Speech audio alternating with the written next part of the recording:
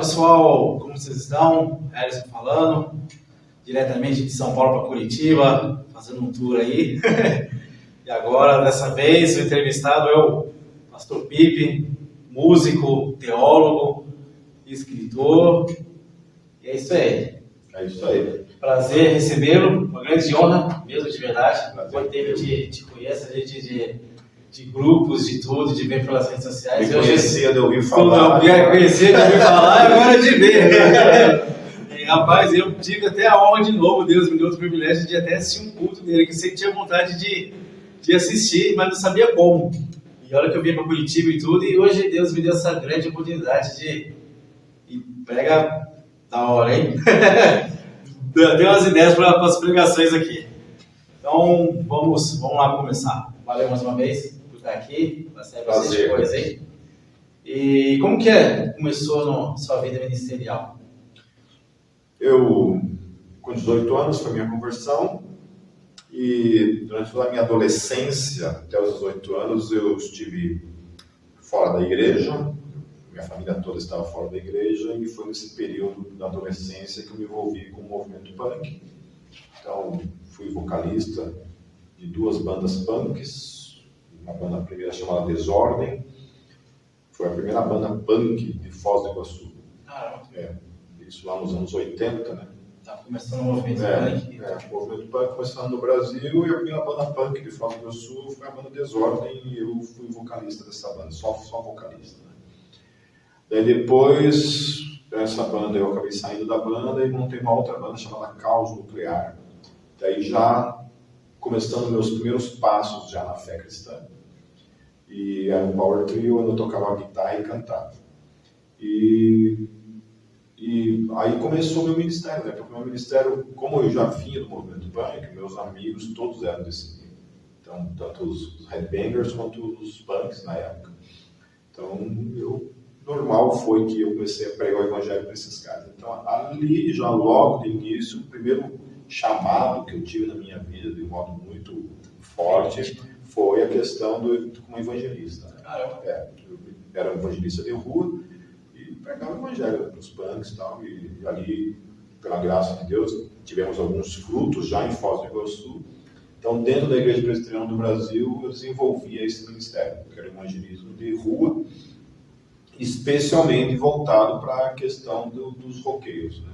E por fato de ser presbiteriano, vocês bateram muito de frente? E aí que aconteciam os choques culturais, né? Primeiramente foi com a minha própria conversão, porque mesmo eu convertido, eu não larguei o meu visual, né? Então eu andava, ia para a igreja de coturno, né? Sofreu isso. Ia para a igreja de coturno e tal, e obviamente, né, isso havia um choque cultural, ainda nos anos 90 ainda havia muito esse tabu em relação especialmente ao rock dentro da igreja, né? Então, era uma igreja extremamente tradicional, né, que o primeiro pastor que eu tive, inclusive, na época, a igreja naquele momento nem palmas não batia, né, não podia bater palmas, não tocava rock, não tocava essas coisas, só tocava uns corinhos lá e as músicas do Inário Presbiteriano. Só que nos anos 90 começou a acontecer um pouco de revolução por causa da Igreja Renascer, na época, que surgiram muitas bandas ali no começo dos anos 90, que foi Oficina G3, Casas Barneia, Catedral, Resgate, Fruto Sagrado, começaram a surgir esses movimentos. Então, acho que até o Fruto Sagrado, tenho dúvida, acho que até começou na presbiteriana. O Fruto Sagrado, Catedral, Rebanhão, né? Essas três. Catedral também acho que era presbiteriana. Essas três bandas eram do Rio Presbiteriano. E aí, essas bandas começaram a trazer, né, um pouco dessa mudança, e também os ministérios de louvor traziam já uma roupagem um pouco diferente, né? O Renascer Praise trazia isso, o Ademar de Campos, né? A Cononia, o Ademar de Campos já traziam, né, aquela coisa assim, aquelas músicas de júbilo que a gente chama, né? Então, primeira música, né, digamos assim, de rock dentro da igreja que eu ouvi foi Nosso General é Cristo. Famosa, né? Então a gente começou a colocar assim, umas distorções na guitarra, e aí a música, né? A música veio e revolucionou praticamente todas as igrejas, né? Isso se tornou... Que estavam perdendo os jovens, né? Perdendo os jovens. Então, as mocidades, né? Os jovens especialmente, quando tinha os cultos de jovens, a gente tocava lá. O que pra gente na época, né, era, né, de alguma forma, era o rock, né? Era o rock que você porque tocava. nem tinha, assim, de estudar as bandas, tipo, tinha banda que, tipo, vai gravar 10 músicas, 5 era rock e 5 era mesclado pra poder... o Carlos Barnet era uma mistureba, né? Até os dias de hoje. O Rebanhão também. Essas cadochas, não sei se sinal de alerta, né? Tudo... E eu lembro que eu já era convertido há um tempinho já, e a primeira banda, assim, que eu ouvi, banda, né, falando de banda, assim, na época também, você não tinha rádio cristã para ouvir, né? Você não tinha internet, você não tinha acesso a material cristão, era uma coisa muito difícil. Na época era só vinil e tudo caro. Mas eu lembro que o primeiro vinil que eu comprei ali no início dos anos 90 foi o CD, o vinil do Petra Praise, o Big System do Petra e o Princípio do Rebanhão. Foram os 3 primeiros vinis que eu consegui adquirir. Então foram praticamente as primeiras bandas que eu ouvi. E eu na época ganhei uma cassete do Trouble, do EP, do The School, que foi o primeiro material cristão que eu tive acesso. Então, o também começou a ter um movimento lá fora, lá, que eles nem gostavam do título que recebiam. O Atimento veio, né, por causa do Trouble, por causa do Trouble, que foi por causa da gravadora, inclusive. Mas aí ali que eu comecei a ter acesso a esse material. Mas então, eu já era um roqueiro e foi muito bem-vindo esse material, né? Porque imagine, eu na época eu tinha jogado fora, né? Queimado todos os meus vinis que não eram cristãos, né? Uma atitude bem radical na época, mas muita gente fez isso, né? Eu não fui diferente, fiz isso, queimei tudo na época. E aquela fome, né, de ouvir rock, né, cara, ouvir alguma coisa e não tinha para ouvir. Né? Então, quando veio, eu tive acesso a esse material, foi, nossa, uma maravilha, né? Que aí, desde então, o Petra também se tornou minha banda preferida, né, até os dias de hoje. E vai no show aqui em Curitiba? Vou, pretendo ir. O Petra também para Curitiba, todas as vezes que veio, eu fui assistir. E aí começou meu ministério, né, dentro da igreja presbiteriana, daí já comecei a montar minhas bandas cristãs na época. Na época eram bandas assim que tocavam covers, né, então a gente fazia... Qual que era o nome? Teve várias bandas, teve Aliança Eterna... Não chegou a gravar nada? Não, era só covers, a gente tocava. Tinha o Scarecrow também, que era uma banda de covers também, que a gente tocava Brian, tocava Riz, tocava White Cross, né, essas coisas. E a outra tocava mais rock nacional, tocava Rebanhão, Fruto Sagrado. E a gente fazia muito evangelismo na rua, inclusive o Celso, ex-Stauros, foi um cara que algumas vezes a gente fez alguns eventos juntos. Né? Daí minha primeira banda cristã que eu toquei foi uma banda chamada Martúrio, que era também, que aí era música autoral, e a gente fazia um hard, meio Fruto Sagrado, assim, né? Essa linha do Fruto Sagrado, assim, a gente fazia um hard rock. E depois, em sequência, veio o Desertor. Desertor, que começou, já tem quantos anos? 95 começou. 95, já tem quantos discos gravados? O Desertor, álbuns mesmo, são 2 álbuns, né? O Aborto Não e o Cadeira de Rodas. Daí tem umas 2 músicas inéditas numa coletânea. Tem um ao vivo. E aí tem um álbum ao vivo. E tem uma demo lá que tem umas músicas também inéditas nele. E é isso aí, discografia por hora. Né? Aí o Ângelo lançou um single, né, no ano retrasado. Lançamos um single, uma composição que o Ângelo fez. E no momento estamos querendo compor coisas novas, mas infelizmente estamos sem bateria. Eu lembro que eu vi vocês fizeram um show aqui de rock cristão e tal, e eu fiquei feliz de vocês. O Desertor sempre toca, né? A gente tem os bateras, os ex-bateras, que quando a gente precisa, obviamente, fazer convoca, eles vêm e vão. Vêm e fazem. Né? Só a questão de estúdio mesmo, de gravação, que está mais complicado. Porque hoje em dia, o Jajá, que foi o último baterista, está morando em Santa Catarina, o Wellington, que foi o baterista que gravou praticamente todos os nossos materiais, né? Está morando em Uberlândia, então está tudo longe, né? Tudo longe. Mas é aquela coisa também, sabe? Não tem tido eventos, não tem tido shows, né, cara? Agora está voltando aos poucos os eventos, as igrejas undergrounds, os shows também que está tendo. Agora que tá, graças a Deus que está voltando.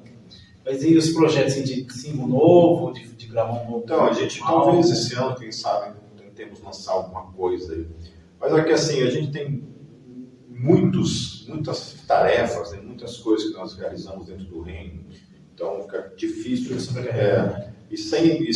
Porque a própria Golgota mesmo, a gente tem muito projeto musical dentro da comunidade acontecendo. Né? Então, a gente tem edições de coisas que nós fizemos, tributos, né? A gente tem lá os tributos do nosso canal, mas ainda tem tributos que estão no processo de edição. Né? A gente fez um tributo ao Guardian, a gente fez um tributo ao Petra. Legal.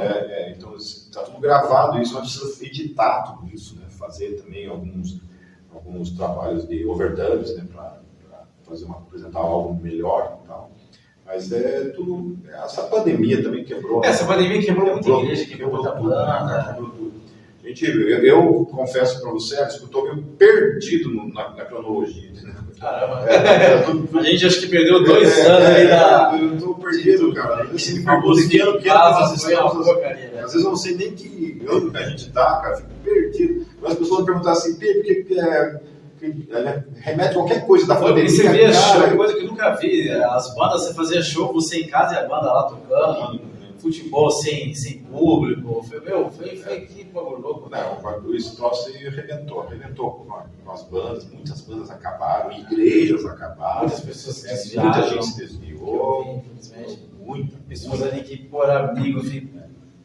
Muita gente se converteu também, né? Acho que só tinha um passo em areia, aproveitou a deixa e a gente se acomodou, né? Então é complicado. Tanto que a gente passou por um processo muito complicado com a igreja no ano passado, ao ponto de pensarmos seriamente em fecharmos as portas por causa disso, né?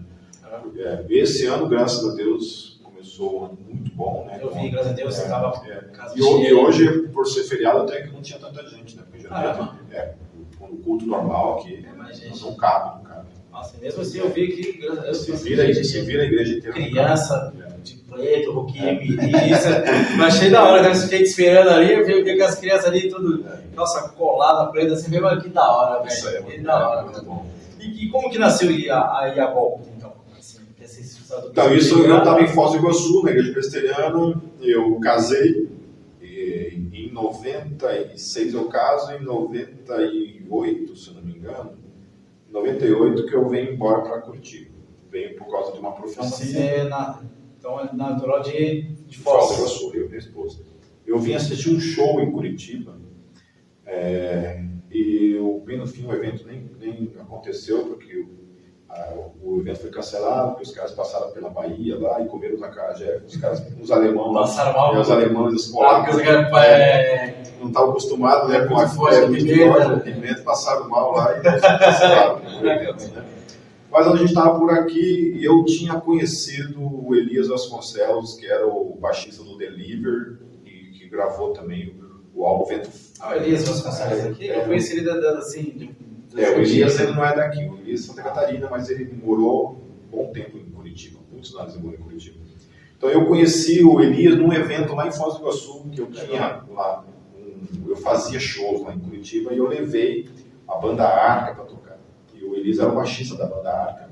E eu conheci o Elias falou que em Curitiba tinha um grupo de pessoas que trabalhavam com evangelista e tal, né? E que precisando talvez de um pastor, alguém para pastorear esse grupo, né? Mas eu não tinha uma pretensão de sair de Foz do Iguaçu, eu e a minha esposa. Isso foi um chamado, uma convocação de Deus? Então, daí eu vim para Curitiba esse show aconteceu, e eu aproveitei também para conhecer esse grupo, essas pessoas que estavam se reunindo, né? E nesse dia apareceu ali tinha um profeta ali no meio, ali, um cara que eu não conhecia, nem ele me conhecia, e que não fazia parte do grupo, ele só estava junto. E o cara falou assim, olha, Deus está me falando, Deus está mandando falar para vocês que o tempo de vocês, na cidade de vocês, acabou, e que é para vocês virem embora, que ele tem uma obra para fazer na vida de vocês aqui. Falou isso para mim. Legal, mas... E aquilo testificou no meu espírito e no espírito da minha esposa. Os dois sentiram paz naquilo. Nós recebemos essa palavra, a gente voltou para Foz do Iguaçu. Em 3 meses nós vendemos tudo que a gente tinha, entregamos nossas locações, né? A gente morava numa casa alugada e tínhamos um imóvel, um negócio também. Nos pagamos nossas contas, colocamos o restante de mudança dentro de um caminhãozinho e viemos embora. Em obediência ao chamado. E começamos a nos reunir com esse grupo. esse grupo e esse grupo Em se 98. tornou, esse grupo se tornou a Gólgota. Só que isso aí foi um processo lento, né? Porque isso, eu não lembro se foi 98 ou foi 99. Então, a Mas Gólgota nasceu depois da depois, Desertor. e nós ficamos um bom tempo nos reunindo somente como uma casa, somente como tipo uma célula. Um bom tempo a gente ficou, esse grupo de pessoas se reunindo. E aí, em 2001, nós começamos o nosso primeiro culto oficialmente como igreja. Em que ano? 2001. 2001. Junho de 2001. Então conta como 2001. Já... 2001 começou a Gólgota. Que legal. Então isso já faz 22 anos, né? Vai fazer 23 anos esse ano, né? Que nós começamos o ministério. Então começamos esse grupo que dava mais ou menos umas 8, 9 pessoas. E Deus foi adicionando, né? Até nós chegamos a ter 500 pessoas assim como membros. Foi o momento do ápice. A Débora tinha até comentado esse evento. Foi o momento do ápice, né? Que a igreja realmente era um outro lugar, maior, né? E tal. E hoje em dia nós devemos ter aí umas 100 pessoas, talvez um pouco mais do que isso. Né? Mas Deus foi prosperando tudo, né? Daí tínhamos a bendita da pandemia, né? Que foi dar lapada muita gente. Muito complicado, né? Muito complicado para muitas igrejas aí, né? Que fecharam as portas, infelizmente. Já do pastor Adriano, infelizmente Eu sei que eu conheço vários aqui em Curitiba que fecharam as portas, infelizmente não deram continuidade. E a gente, pela graça de Deus, sobrevivemos, né? Estamos aqui ainda insistindo no chamado de Deus, né? Acreditando que Deus tem uma obra para fazer, porque para mim o que aponta a continuidade são os frutos, né? Então a gente sempre tem recebido novos membros. Já nasceu muitas, até artistas, bandas aqui, né? Ah, sim, sem dúvida. Bom, a gente teve uma época aqui que, sei lá, a gente tinha acho que umas 20 bandas. Caraca, velho.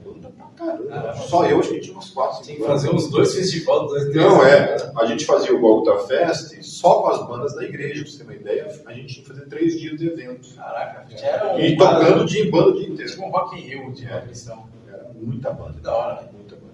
E como que surgiu o nome Gólgota, assim? O Gólgota foi ideia de um dos membros lá desse grupo inicial lá, e ele que deu o nome, né? Gólgota. E a gente começou como Gólgota, e alguns meses depois nós nos aliançamos com a Zadok de São Paulo, na época, e nos tornamos Zadok. Então, começamos como Gólgota, nos tornamos Zadok, daí caminhamos com a Zadok mais ou menos uns 2 a 3 anos como Zadok, e depois nos desaliançamos, né, no aspecto denominacional, e voltamos como Gólgota. Então, como Gólgota já estamos uns 19 anos, né, mais ou menos. Legal, que bom. E o Desertor, como que surgiu esse nome? O Desertor é por causa que eu sou muito fã do Petra, e o Petra tem uma banda, tem uma música, o Petra tem uma música chamada Defector. E Defector é desertor em inglês. E a letra da Defector fala desse cara que trai o inferno. Esse cara que traiu o diabo. Então o desertor é desertor das trevas. Que legal. É por isso que fala, né? Agora eu sirvo a Deus. Desertor do sistema, que seria o sistema do mundo, né? E agora eu sirvo a Deus. Que legal. E como que se nascem as composições do Desertor? Como eu vinha do movimento punk, né? As duas bandas eram músicas autorais, então eu sempre compus punk hardcore. E eu sempre gostei desse punk hardcore rápido. Então sempre minhas bandas preferidas foram... Tipo, no Brasil o Ratos de Porão, né, fazia muito isso. Tinha uma banda chamada Desorteiros do Brasil que fazia. Tinha cristão, não lembro se tinha alguma banda assim. Tinha o The Crucified, né? The Crucified que faz esse crossover, né? The Crucified, o One Bad Pig também faz um pouco disso. E eu sempre gostei de música rápida. Então, como eu já compunha na época que não era cristão, né, com o Desertor foi a mesma coisa. A gente começou a compor, e foi vindo. E aí foram surgindo as músicas. E quantos livros já feito? Eu vi que você eu terminei um livro, que é um livro sobre escatologia, que está na parte da... Como é que fala? Quando faz toda a parte de edição. De livro eu não vou manjar muito. Tipo... Poxa, eu esqueci. Revisão, alguma coisa assim? Não, a revisão já foi feita, a revisão ortográfica foi feita. É a parte da diagramação. Está no processo de diagramação, então sempre quando eu faz as correções lá, eu trago, imprimo, vou ler, tem um erro lá, uma vírgula que está fora, daí eu volto, daí tudo é um processo, né, demorado um pouco, mas eu espero que esse ano saia. Então, tem quantos livros então? Então, fora esse que vai sair, esse vai ser o primeiro, né? Esse vai ser o primeiro. Daí, fora ele, eu tenho mais uns 3 que estão já engatilhados, vai fazer também. que também vão, que é para sair. Você vai contar da sua vida ou também? Então, eu estou pensando em escrever alguma coisa falando para cooperar, especialmente para essas pessoas que querem começar um ministério novo.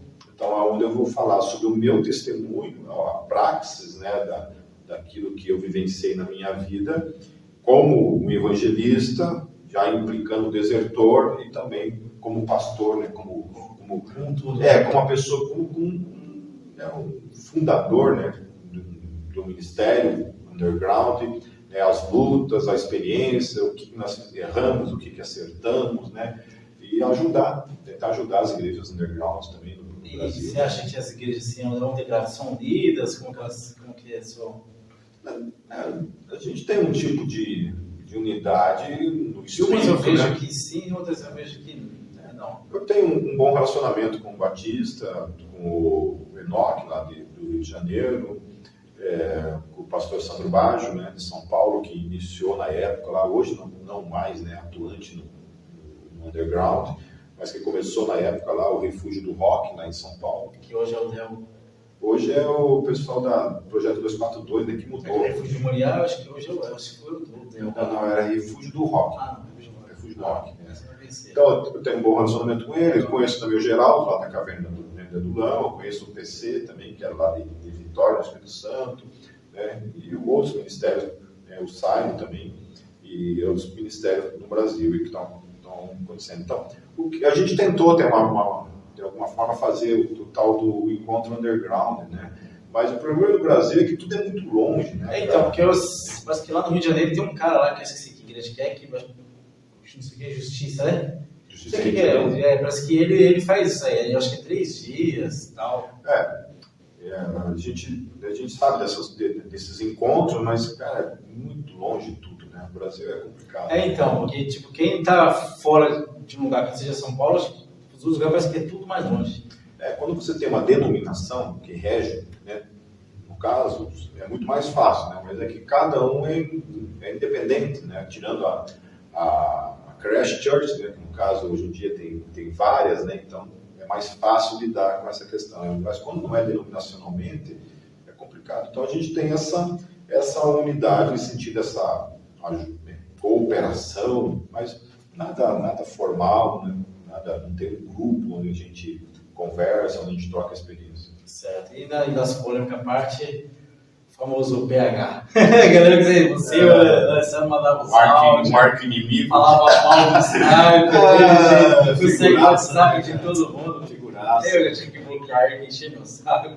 Figuraça. Eu só queria comprar um CD com ele todo dia falava um monte de diabo. Eu falei, mano, só queria comprar um CD, não é nada, velho. Eu tenho 36 números do PH bloqueados no meu celular. Caramba, velho. E diz que só pode 5 pro CPF. Cara, eu tenho 36 números dele bloqueados. Você é louco, velho. 36. 36 números. Ele parou de perturbar? Volta ele compra algum. Agora eu acho que parou, mas até. Ele também subiu, eu não vejo quase ninguém falar muito dele. Ele agora. Não, eu parei de dar trela. Foi uma época que eu perdi muito tempo com ele. Mas eu sempre falo para as pessoas assim que Quando alguém punha o áudio dele ali, eu já abri que eu sei que era para ele, era garantido, verdade. Quando as pessoas falam assim do nível de conhecimento que eu tenho acerca das escrituras, muito se deve por causa justamente dos PHs na vida. Por quê? Porque eu sou o tipo de cara que eu não fujo de debate. Então, como, por exemplo, o PH vai lá ele vai lá, apresenta uma coisa ali que eu nunca tinha ouvido falar. Qualquer coisa que seja, né? Das escrituras, qualquer coisa. Eu sou o cara que eu vou ler, eu vou atrás para realmente saber o que ele está falando. Entende? E aí, quando eu pesquiso aquilo, eu acrescento o conhecimento em mim. Né? Mesmo que seja para refutar aquilo que ele está falando, mesmo que seja para pegar. Isso aí que você está falando é besteira, né? Biblicamente falando, isso está errado, por isso. Então, isso me ajuda no crescimento. Então, O que quero ou não, você está se tendo mais conhecimento. a teologia sistemática, ela nasce da necessidade da igreja dar uma resposta para as seitas, as heresias que estavam surgindo ali no início do segundo século. Quando os apóstolos já estavam enfrentando isso por causa dos judaizantes, né? Então, os apóstolos enfrentam isso na geração deles, mas especialmente na segunda geração de discípulos, quando surgem esses movimentos, essas heresias, esses falsos ensinos, a teologia precisou responder a isso fazendo como? Sistematizando a teologia, né? Então, para dar uma resposta para aquilo.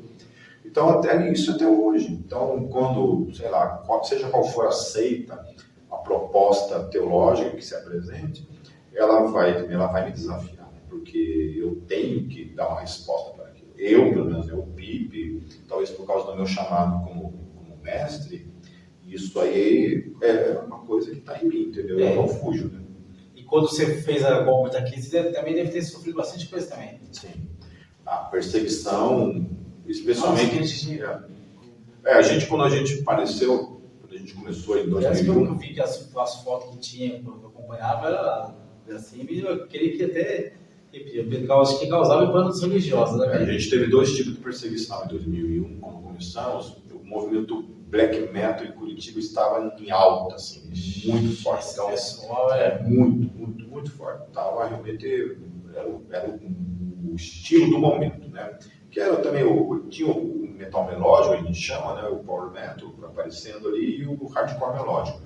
Mas especialmente o black metal, que era o problema, né? Porque os outros, o metal e o hardcore, não nos causavam nenhum tipo de perseguição. Mas os punk também gostava de... os punks também eram de boa. Agora, os black metal era mais pesado. era um problema. Aí, tipo, a gente trouxe o Antidemo para tocar aqui em Curitiba, mas eles foram lá apedrejar a igreja. Caraca, velho. Queriam matar o batista. Que isso? Nossa, foi bem tenso. Sério? Caraca, mano. Então, todos os nossos eventos, eles se incomodavam. Eu apanhei uma vez na rua. Apanhei. Tava do nada assim, de graça, é isso? Pegaram uns 5 lá e me deram um soco na boca. Caraca, velho. E assim, toda semana era gente da igreja apanhando mesmo no black metal. Caramba. Isso foi durante o primeiro ano, especialmente. Não, primeiro não, os dois primeiros anos, era quase que toda semana rolava uma treta. Né? Mas isso acabou faz muitos anos, nunca mais tivemos esse tipo de incômodo. Né? E tinha a questão das igrejas também, né? Algumas igrejas, por não saber o que se tratava, entendeu? Então, de repente, aparece uma igreja em Curitiba. Aparece uma igreja em Curitiba, todo mundo, né, de preto, a igreja pintada de preto, tocando heavy metal. Que trem é esse? Entendeu? É o Satanás, né, cara? É o Satanás, é o diabo. E aí, só que vários pastores, assim, às vezes, né, me ligavam e marcavam uma conversa comigo para tentar conhecer e saber do que se tratava. Legal. Então a gente foi quebrando esses... Tipo, antes de julgar, deixa eu conhecer. A ponto de hoje, não, hoje a Golgotha tem uma igreja assim, respeitadíssima em Curitiba. Eu, né, sou um pastor teólogo reconhecido, né, com uma seriedade. Agora até preguei em velório de ateu, eu queria saber. Fiquei imaginando ali a cena, velho. Histórias. Né? E acontece justamente por isso, né? Eu já fiz casamentos assim de não cristãos, porque não somente eu, mas outros pastores que já fizeram também. O que você falou é verdade, você não vai falar o ente querido ali, que o cara... Não, o cara já está no sofrimento, né, cara? Daí o cara já está sofrendo porque morreu uma pessoa. Daí eu chego lá e falo... Você for para falar, se quiser... Não, morreu e foi pro inferno, mano. Então, que falou, se você não quiser um caminho aberto, você é só... Pô, cheguei o cara aqui para dar um... E o cara vai falar que vai condenar todo mundo, falar que o fulano já era, tem que saber. Daí a gente procura falar para aqueles que estão vivos, né? Aqueles que estão vivos, né? Que tem que se amar, que tem que buscar a Deus, Jesus, falar essas coisas, né?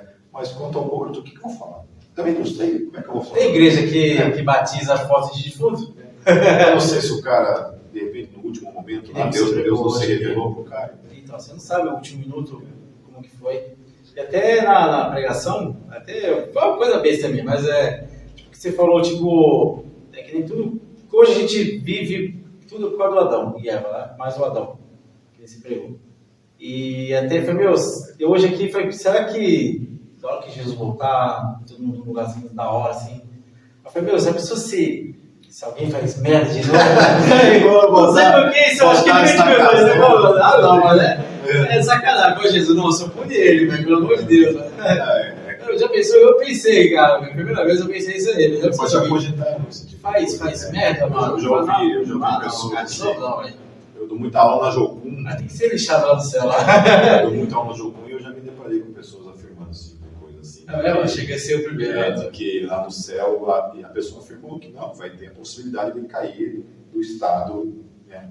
Mas Paulo ele fala o seguinte, e aí que entra toda a questão teológica, né? Porque a teologia, nós temos que olhar para ela como algo que foi uma revelação progressiva, né? Até chegar no Novo Testamento, toda a questão do Novo Testamento. Então, não tem como a gente olhar para o Antigo Testamento e fechar uma teologia, fazer uma teologia fechada só no Antigo Testamento. Né? E a gente tem que entender, porque o Velho Testamento ele tem um propósito. Né? Tem um propósito, que é apontar para Cristo. Tudo aponta para Cristo. Né? Como eu estava falando, até no deserto lá. Né? Paulo vai falar, né? Quando eles estavam lá tomando da água que saía da rocha, que a rocha era Cristo. Então é isso que Paulo fala. Então tudo isso está apontando para Jesus. A palavra de Deus fala que a gente vai ter surpresa. Tipo, às vezes o cara ali tá. Bota só, o cara de uma organização cristã. Quando Jesus falou assim, muitos que me chamam Senhor, Senhor, não entrarão, né? Então, e às vezes eu também fico imaginando que assim, uma igreja fala mal da outra, e quando ela estiver frente a frente? Uma das surpresas, por exemplo, pode ser que vocês cheguem lá e procurar o Pipe, não vai estar lá. Amarrado. Abaixo da madeira. Abaixo da madeira. Então é isso. Mas Paulo ele fala o seguinte: Paulo ele fala que nós ressuscitaremos num corpo incorruptível. Ou seja, incorruptível, que é um corpo não mais sujeito à corrupção. Então, na minha perspectiva, não haverá mais a possibilidade do pecado. Porque não haverá essa possibilidade nesse corpo revestido de imortalidade. Então, e tem uma dúvida também, que o pessoal fala, a gente vai ser que nem anjo, mas eu acho que não é ser que nem anjo, tipo, um vestimento, mas vai ser tipo assim, homem e mulher, você vai estar do jeito, mas você não vai ter aqueles desejos, você vai estar tipo, com um comportamento com a mente de anjo. Não que você vai ser, não vou olhar para uma mulher, não vou desejar, não vou, entendeu? Jesus falou, né, que não estarão em casamento, né? Então, tipo assim, provavelmente não haverá. Porque às vezes tem gente que prega e fala, vai ser anjo. Acho que não haverá mais. Que é mente de anjo, comportamento, atitude de. Não que você vai ser. Não haverá mais a questão da sexualidade, porque então, a sexualidade ela foi dada a princípio para o homem por uma questão. Então, isso que eu quero dizer. Tipo, a gente vai estar lá e sem acho que não vai existir homem. Como se fosse todo mundo, então. Tipo. Questão da testosterona, né? Vai acabar a testosterona, vai acabar hormônios, vai acabar tudo isso. Vai acabar tudo, você vai para a vida para o aspecto disso, né? Que vai ser realmente um corpo, Paulo fala, né? Que é um corpo. Então, ele fala que vai ser anjo, a gente vai estar com o próprio corpo, então, tipo, né? Mas não vai ter essas implicações. Tomara, graças a Deus, tomara, não vai ter, né? Chega, né? Chega, né? Passa aqui, né? Então, quer deixar um recado para a galera? Deixa o endereço aqui para depois o pessoal vir, os dias de culto. Galera, os cultos na Gólgota, no momento, estão sendo somente nos domingos, às 18 horas. Você que não é de Curitiba, pode acompanhar lá pelo YouTube, né, no YouTube da Gólgota. Todos os domingos acontece às 18 horas, vai ter umas 20 horas o culto. Vai ser uma alegria ter vocês acompanhando o nosso ministério, o nosso chamado. Para quem é de Curitiba e região de Curitiba, ou que estiver passeando por Curitiba. Que nem eu. O endereço é a Avenida Iguaçu, 1700. Nós estamos reunidos no auditório do Seminário Betânia, na FATEB. Então, serão muito bem-vindos e, queridos, continuem crendo no Senhor Jesus, perseverando na fé, porque os dias estão próximos, né, aproximando cada dia mais a segunda vinda de Jesus, e que o Senhor nos encontre servindo, porque é isso que o Senhor Jesus falou, bem-aventurado o servo que quando o seu Senhor voltar, o encontrar servindo. Então não é tempo de aposentadoria, né? Não é tempo de ficar acomodado em casa, fugir com preguiça, se entregando à preguiça. Não é tempo de olhar para o pecado do irmão e por isso não querer, né, estar junto com o irmão. É tempo, sim, de cada um fazer aquilo que foi chamado para fazer, que é servir o Senhor, viver o propósito da sua vida, que é servi-lo, glorificá-lo, viver para a glória dele, em nome de Jesus. Amém. Então, pode seguir as páginas do Facebook, Instagram, canal no YouTube, qualquer coisa pode chamar ele passo também direitinho. Amém. Então, valeu, pastor Bibi. Amém. Obrigado, é um prazer de coração, cara. Foi bem de coração, velho. Foi muito bom estar aqui com ele aqui. Deus, obrigado, hein? Um abraço. Então, até a próxima.